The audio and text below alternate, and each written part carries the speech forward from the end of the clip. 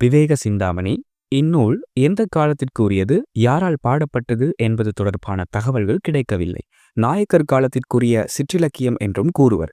நீதி கருத்துக்கள், செருங்காரச் சுவை நிரம்பிய பாடல்களை உள்ளடக்கிய இவ்விலக்கியம் தனிப்பாடல்களின் தொகுப்பு என்ற கருத்தும் நிலவுகின்றது. இப்பாடல்கள் பெண்ணின் அழகை நாகரீகமான முறையில் விவரிக்கின்றன. கவிஞனின் சொல்லாட்சியும் கற்பனையும் ரசித்து இன்புறத்தக்கன. வந்தது வானொரு மதியமோ, தேன் நுகர் வண்டு மதுதனை உண்டு தியங்கியே கிடந்ததைக் கண்டு தான் அதை சம்புவின் கனி என்று தடங்கையில் எடுத்து முன் பார்த்தாள்.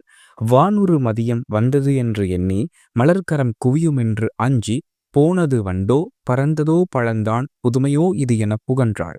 பொருள்: தேனை உண்ணும் இயல்புடைய வண்டுகள் மலர்களில் உள்ள தேனையுண்டு மயங்கி கிடந்தன. அவற்றை கண்டாள் ஒரு மங்கை. அவற்றை நாவல் பழங்கள் என நினைத்து அவற்றுள் ஒன்றை தன் பெரிய கையில் எடுத்து பார்த்தாள்.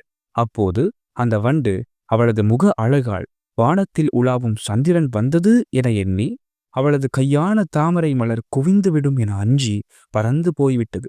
பின்னர் அவள் பறந்து போனது வண்டோ அன்று பழமோ வேறு என்ன புதுமையோ என சொன்னாள்.